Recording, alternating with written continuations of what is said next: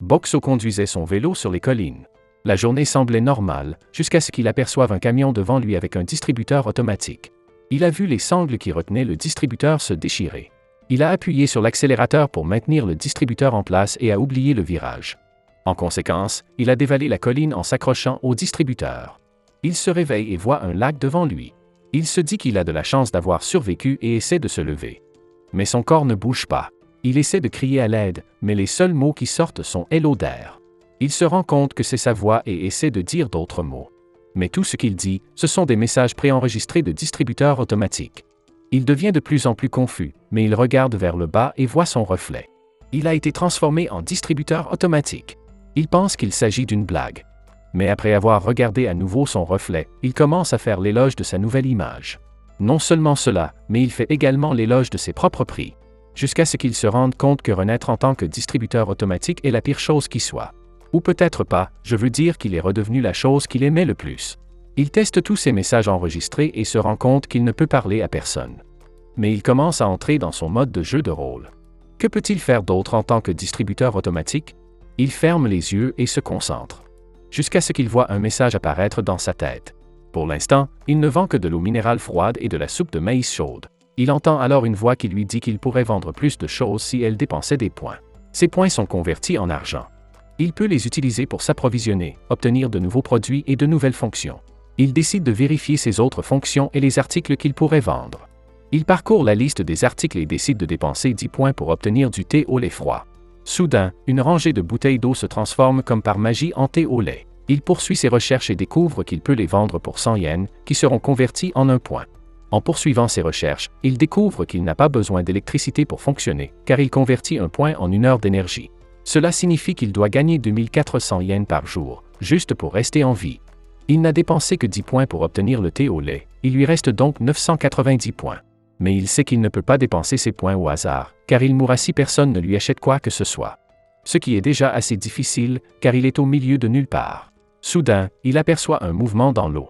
Cette grenouille était aussi grande qu'un humain, portait une armure et tenait une massue. C'est une chose qui devrait le surprendre, mais c'est encore plus choquant qu'il s'agisse d'un distributeur automatique. Il pensait que la grenouille était son premier client. Il a donc fait entendre sa voix préenregistrée. « Bonjour ». La grenouille a paniqué et a reculé, juste pour le frapper avec sa massue. Elle lui infligea 3 points de dégâts et sa résistance fut réduite d'autant. La grenouille continua à frapper, et il découvrit que la durabilité correspondait à ses points de vie. Le système prévient que si la durabilité atteint 0, la machine se casse et devient inutilisable. La plupart des statistiques du distributeur automatique étaient à 0, à l'exception de la durabilité et de la résistance, qui étaient à 10. Il accepte que les autres statistiques soient inutiles, mais s'étonne de la statistique de magie. Cela signifie seulement que la magie existe dans ce monde. Le système lui dit qu'il peut restaurer sa durabilité en dépensant des points. Mais la grenouille décida d'appeler 3 autres grenouilles avec des battes et des haches à la place. Sa résistance diminuait encore plus rapidement. Elle a essayé de consulter le système pour trouver une solution, jusqu'à ce qu'elle voie la compétence bénédiction. Le système lui dit qu'il n'a pas besoin de dépenser des points pour l'obtenir. Il s'agit d'un pouvoir spécial accordé par un dieu. Il finit par choisir cette compétence, mais le système lui donne une nouvelle liste. Cette fois, elle est remplie de compétences telles que le maniement de l'épée et les arts martiaux. Qu'est-ce qu'il va faire sans bras ni jambes? Sa résistance atteint presque une valeur critique. Lorsqu'il voit la compétence de barrière, il la choisit immédiatement. Il découvre qu'elle crée une barrière invisible pour le protéger. De plus, il choisit qui ou quoi peut s'approcher de lui. Il active la compétence et la barrière repousse les grenouilles. Mais elle n'abandonne pas, elle se lève et commence à frapper la barrière. Après une journée entière, elles finissent par abandonner et s'en vont. Il dépense des points pour récupérer sa durabilité, mais cela lui coûte plus de 600 points. Et s'il ne vend rien dans les 10 jours, il mourra. Plusieurs jours se sont écoulés, et il a déjà accepté son destin. Soudain, il entend une chasseuse crier. Elle est en position de combat mais ne l'attaque pas. Elle a faim et n'a pas la force de combattre les monstres. Elle commence à s'en vouloir parce qu'elle a essayé de battre les grenouilles. Mais elle n'a même pas réussi à les frapper.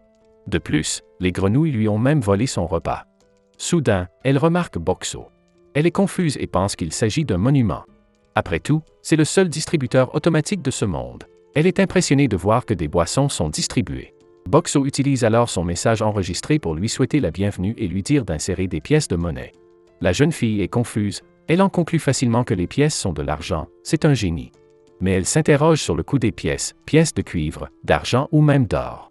Elle insère une pièce de cuivre, mais on la lui rend. Elle pense que ce n'est pas assez. Mais le système indique à Boxo qu'il a besoin de la fonction de conversion des pièces pour accepter la pièce. Il achète la fonction pour 100 points, et les prix sont adaptés à la monnaie de ce monde. Mais une bouteille d'eau coûte une pièce d'argent. La fille trouve que c'est cher, mais elle a faim. Elle insère la pièce d'argent et choisit la soupe de maïs. Elle prend la bouteille de soupe et se réjouit parce qu'elle est chaude. Elle l'ouvre et commence à boire. Elle la trouve plus savoureuse que la plupart des choses qu'elle a mangées. Boxo se sent enfin heureux dans ce monde. Il est heureux que quelqu'un soit satisfait de ses produits. Mais la jeune fille veut essayer d'autres produits, en particulier le thé au lait. Elle achète de la soupe, de l'eau et du thé au lait. Elle a dépensé 6 pièces d'argent et 30 tonneliers qui ont été convertis en 63 points. Elle a tout mangé et s'est endormie à côté de Boxo. Il décide d'activer sa barrière pour la protéger. Après tout, elle est la seule cliente. Elle se réveille le lendemain, heureuse d'avoir pu manger et se reposer. Elle remercie Boxo, qui lui répond par un message de remerciement. Elle pense qu'il peut parler, mais il ne répond pas. Elle évoque son ami qui a fait des recherches sur des objets magiques contenant des voix scellées et se demande s'il en est de même pour lui. Elle lui demande de dire quelque chose s'il comprend. En réponse, il a dit bonjour, ce qui la réjouit et l'a amené à penser que cela signifiait oui.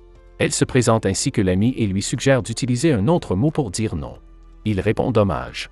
Elle lui demande son nom, mais il répond dommage. En souriant, elle lui indique qu'elle comprend sa situation. Elle était heureuse et a décidé de montrer Boxo à son ami. Il ne comprenait pas comment elle pouvait le porter, mais il la remercia du fond du cœur. En voyageant, il découvrit que l'ami pouvait facilement le porter car sa bénédiction lui donnait une force folle. Elle décida de s'arrêter rapidement pour manger de la soupe. Mais il se sentait mal pour elle parce qu'elle n'était pas très rassasiante. Il a donc utilisé ses points pour acheter des chips. Elle a été surprise de voir le nouveau produit et a demandé si c'était de la nourriture. Il a répondu par l'affirmative. Elle a décidé de les acheter et est tombée amoureuse de leur goût. Elle n'a pas pu s'empêcher de manger et a acheté 32 boîtes de chips. Cela fait 320 points Boxo. L'ami continua à le porter jusqu'à ce qu'il atteigne le village voisin. Les gardes du village étaient heureux de la voir en sécurité. En effet, son groupe de chasseurs est rentré au village très blessé. Mais ils sont curieux de voir la boîte en métal qu'elle portait. Elle explique qu'elle l'a trouvée au bord du lac et qu'elle a décidé de l'emporter avec elle. Elle leur explique son fonctionnement, mais ils finissent par s'y perdre. Ils n'avaient jamais vu de distributeur automatique auparavant. Elle s'inquiète en se disant qu'elle n'aurait pas dû acheter Boxo. Les gardes lui répondent que ce n'est pas grave, car si vous trouvez quelque chose dans un donjon, c'est à vous. Ils parlent de niveau et se demandent s'il est dans un labyrinthe. Les gardes demandent s'ils peuvent acheter quelque chose. Boxo répond par l'affirmative. Ils sont surpris d'entendre une machine parler. Les gardes insèrent leurs pièces et achètent de la soupe de maïs et du thé au lait. Ils adorent et finissent par tout acheter. Ils lui demandent d'amener Boxo à l'avenir, car ils ne peuvent pas quitter leur place lorsqu'ils sont gardes. L'ami accepte et se rend au village. Mais elle remarque quelque chose d'étrange dans une ruelle. Il y a une bande de monstres qui font pleurer une petite fille. Elle se dirige vers eux et en envoie un dans Narnia d'un coup de pied, tout en portant Boxo. Puis elle affronte les deux autres.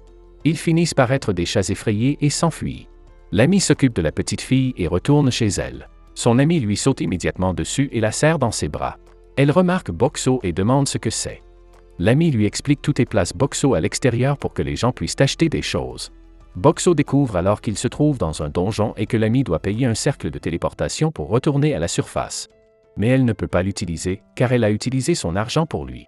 Boxo est rapidement devenu célèbre et les gens achetaient des objets à gauche et à droite. Il a réussi à obtenir plus de 3000 points, mais les gens étaient déjà fatigués de ces objets. Il a donc décidé d'ajouter des objets à son menu. Les gardes les ont immédiatement achetés et les ont trouvés délicieux. De plus en plus de gens ont commencé à les acheter, mais Boxo ne voulait pas ruiner le restaurant de l'auberge locale. Il a donc décidé de rendre la nourriture indisponible pendant la journée et de ne la vendre que la nuit. L'ami l'aide toujours à vendre ses produits en les transportant. Et espère qu'un jour, il pourra lui parler sans message préenregistré. Voici le premier épisode de ce nouvel anime, qu'en pensez-vous? Écrivez-le dans les commentaires. Abonnez-vous et laissez un like. Merci d'avoir regardé.